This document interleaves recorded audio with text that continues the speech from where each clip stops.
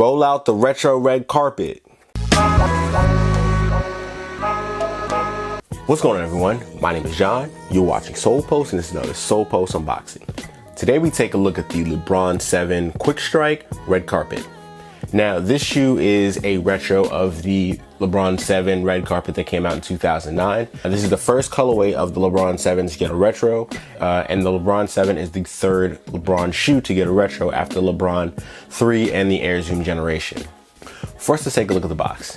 The box is a black and gray box with various details related to LeBron's life, or St. Vincent St. Mary's, or his hometown of Akron, Ohio. You got LeBron, the LeBron James logo, his signature, can't really see, the basketball hoop right there.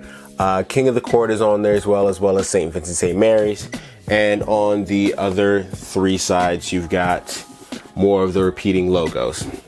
And the colorway is white, black, and glass blue.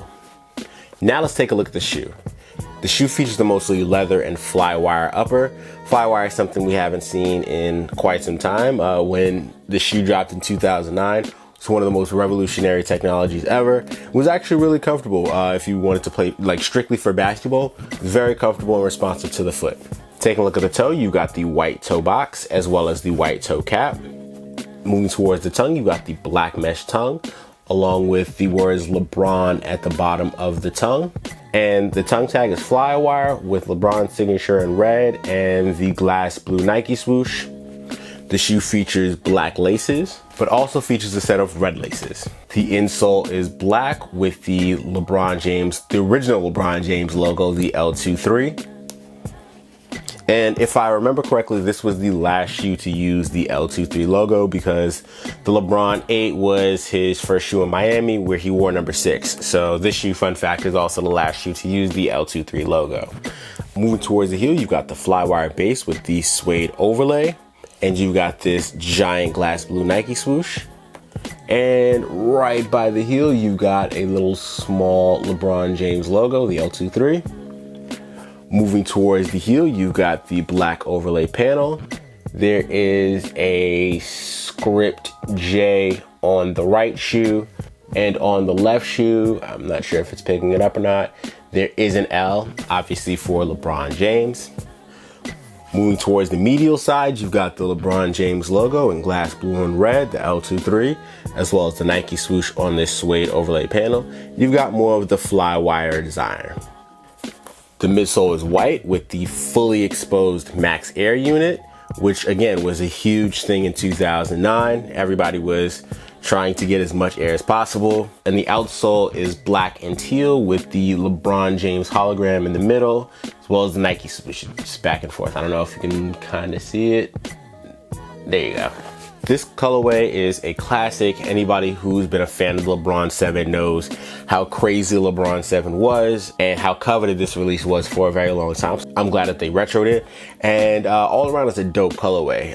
Now, if we can get that Christ the King colorway for the LeBron 7, beyond. I'm ready for it. Now let's get some detailed looks at the shoe, and I'll catch you after the jump.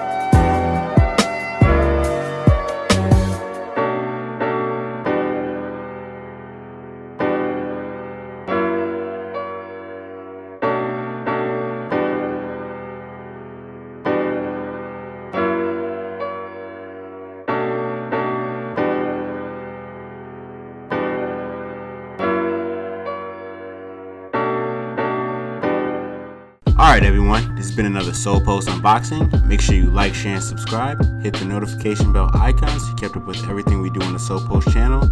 Check out the solepost.com for more news, features, and purchase links for all the shoes we feature on the channel. Also, you can follow us everywhere at the Solepost. I'm John from Solepost. Thanks for watching, and I'll see you soon.